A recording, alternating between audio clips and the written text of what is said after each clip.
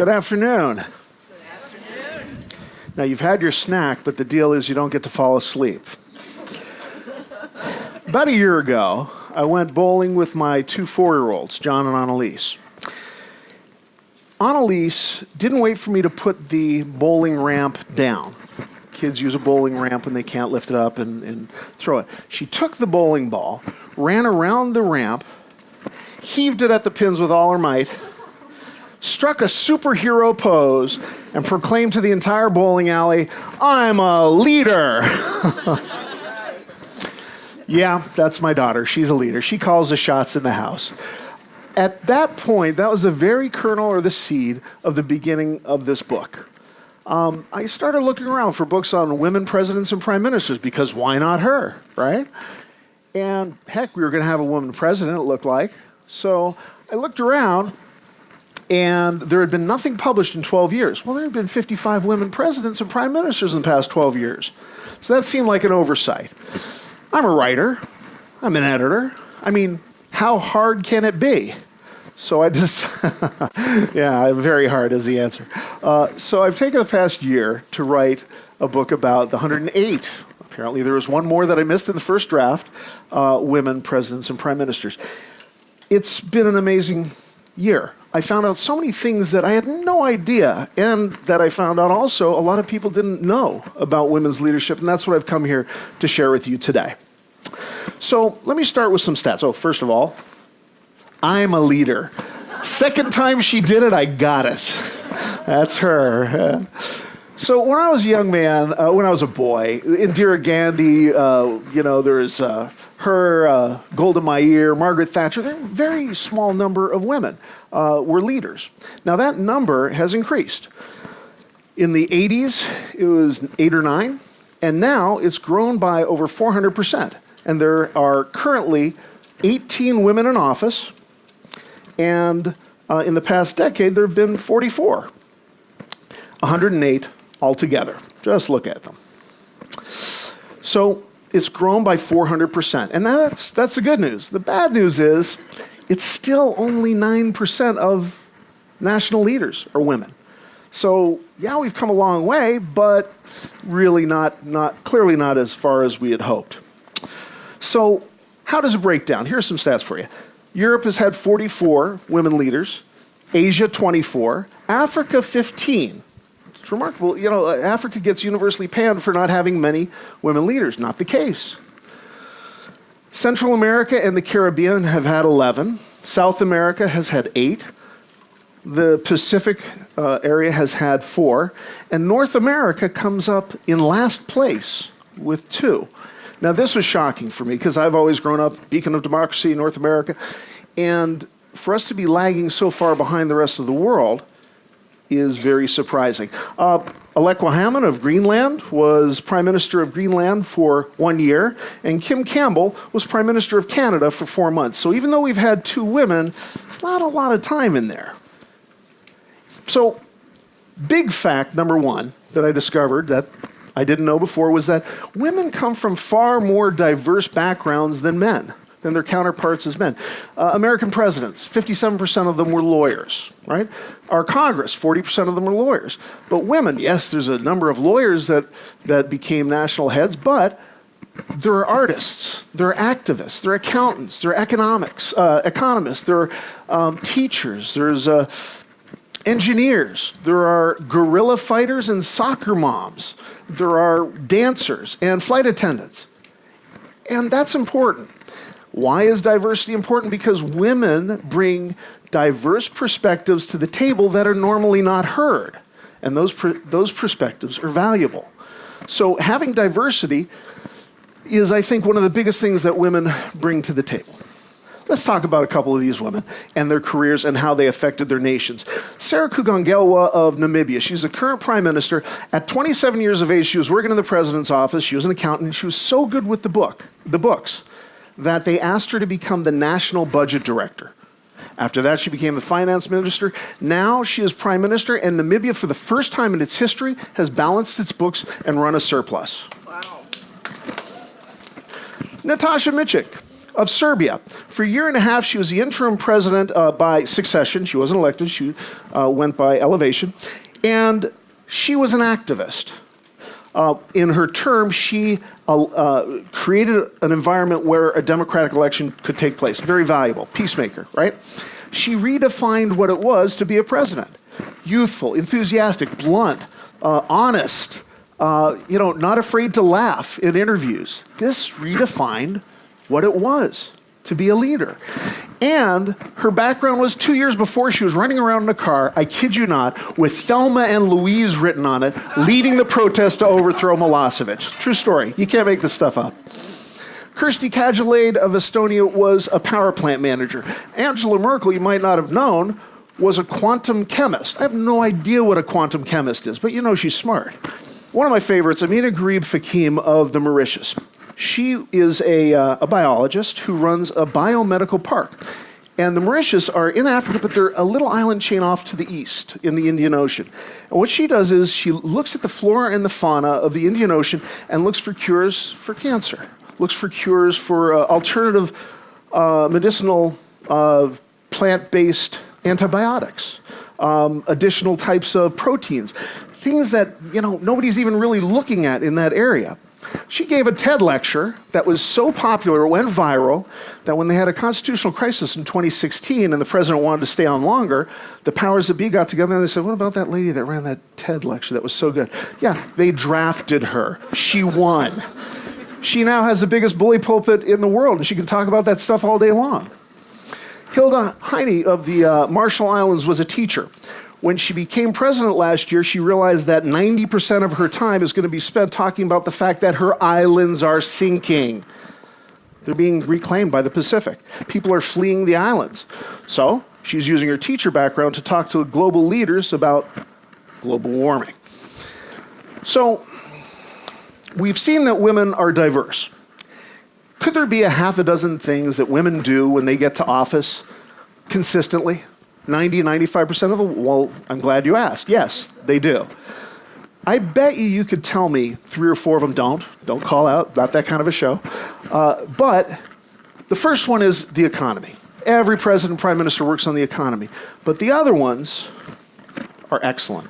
Women protect women, children, the environment, healthcare, and are peace builders and persons of national reconciliation. Let's hear it for women.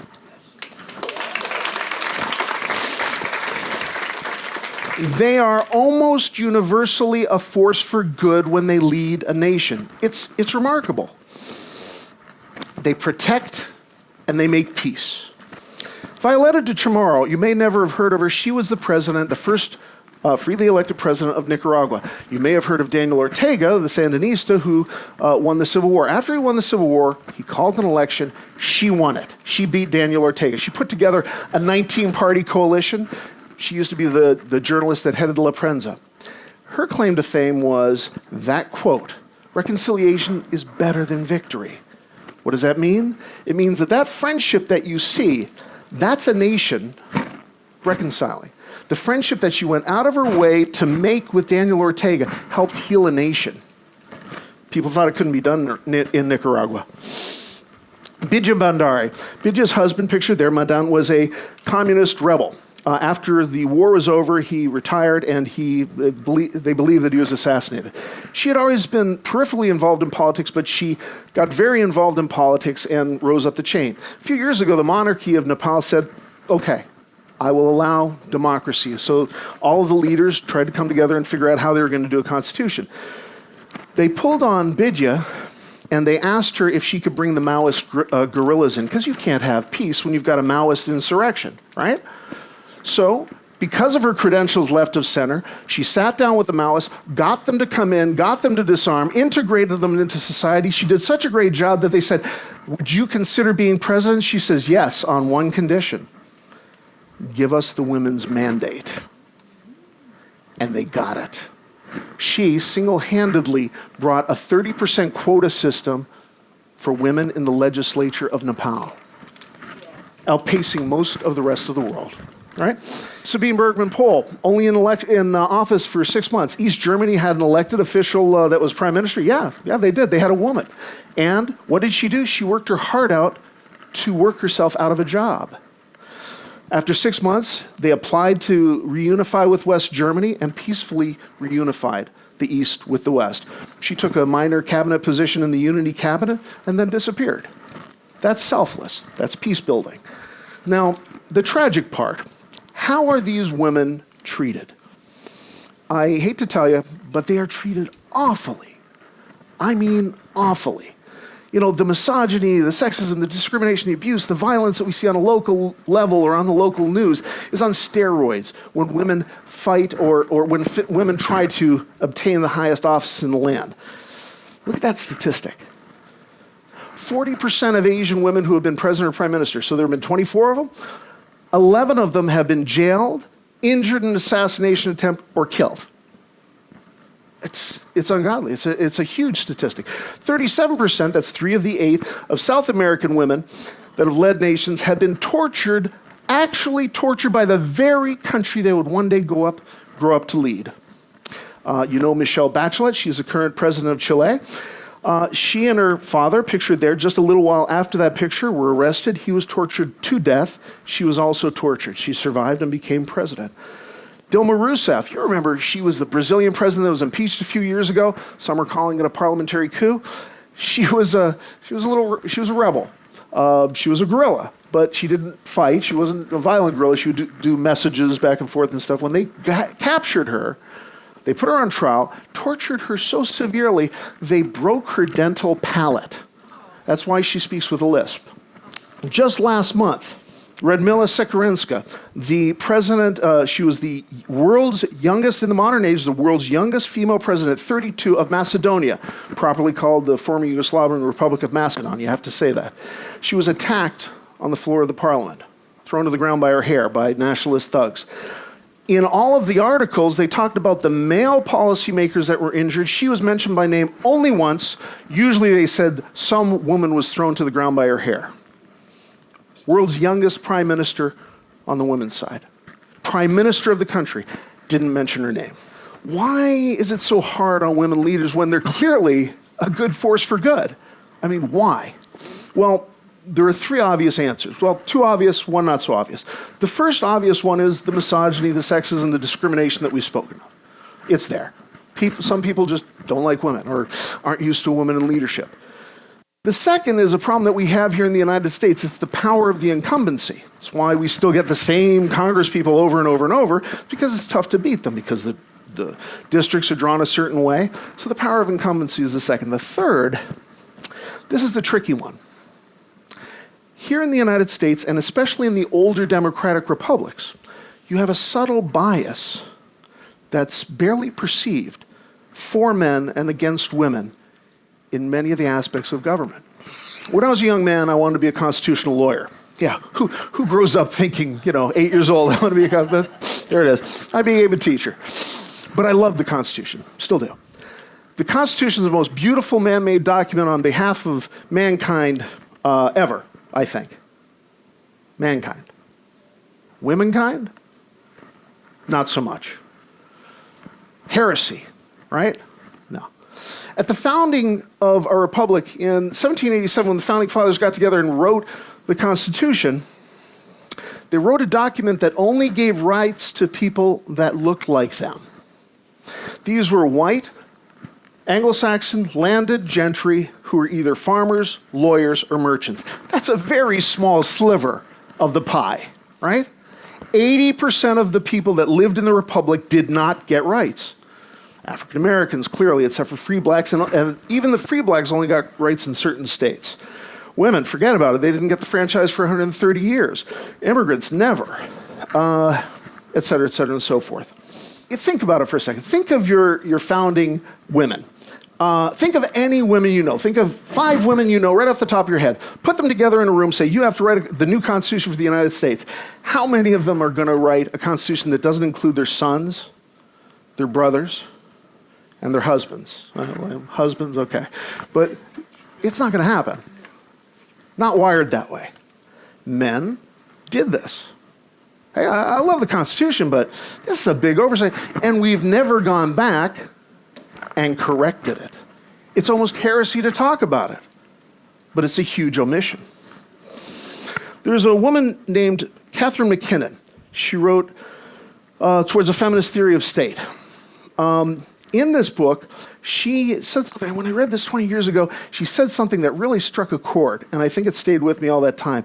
She said that because the law is elevated, because the law is perceived as neutral, it's never really criticized. You never really look at how the laws were created. Well, women weren't at the table when the Constitution was written, when the Bill of Rights was drafted. They weren't there for any of the important amendments. They weren't there when the burdens of the law were created. And gosh knows they weren't there when the system was created.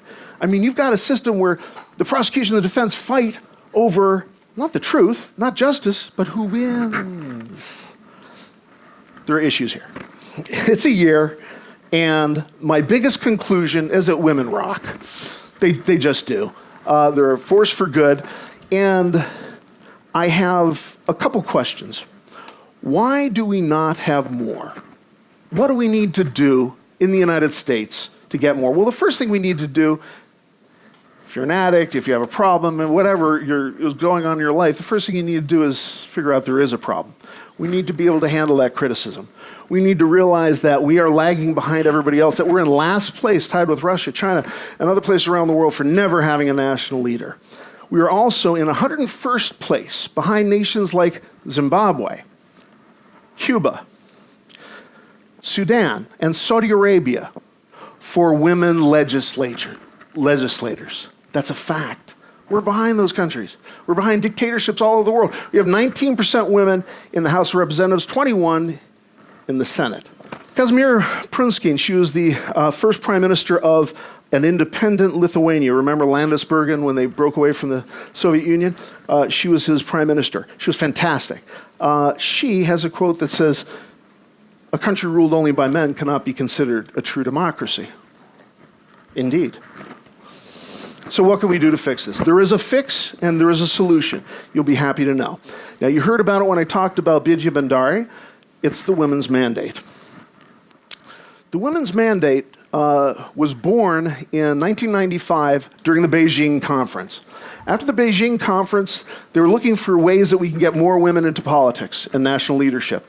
So the United Nations in 2000 put together a series of proposals, and the proposals said, do a mandate. Do a quota system. They went to the 50 lowest performing countries for women's representation. They said, all 50 of you should do this. 40 of them did, and almost all of those 40 countries are now in the top half of the world and no longer at the bottom. That's a fact. These are some of the countries. How do you bring that to the United States? Constitutional amendment. That's tough. It's timely because a lot of people were talking about the Electoral College. Electoral College has essentially elected two presidents in the past 16 years that the popular vote did not elect, Bush and Trump. That was never the intention of the Electoral College. It was to give smaller states a place at the table. By replacing the Electoral College with the women's mandate, what you do is you give those smaller states their power back on a practical daily basis because they get as many senators as the big states do. They retain that power. Actually, it's more powerful for small states because they don't have it once every 4 years. They have it every day that Congress convenes. Give women the vote, but do it in Congress. When I went to school here, and when I went to Georgetown, and when I went to Culver, I was a big liberal arts guy, and I believe in that stuff to my core. Liberal arts education will sidle you with thoughts about big ideas. You're always going to be asking the big questions. I took a year once and went to Europe to research genocide and genocide prevention. I wrote my master's thesis on it. I wrote a book about how to prevent genocide, and then I founded the Center for the Prevention of Genocide, which existed for 4 years here. It was the initial source of the sources on Darfur when that broke. We helped stop massacres in Sulawesi, Indonesia, and Eastern Congo. We testified in Congress about the LRA. We did a number of things in 4 years that were amazing, but that was purposefully done. When I wrote this book for my daughter, it started off as a lark. It was a lark. But I stumbled across a universal truth, accidentally. How do we get from a world where there's warfare and genocide and famine and all these bad things that happen, and there's a lot of good in the world, but how do we get from there to a place with less war, with less genocide, with less famine? What does that roadmap even look like? What does a prescription sound like? We're not even talking about this. The prescription, the roadmap, the panacea, for me, begins with women and women leaders. Thank you.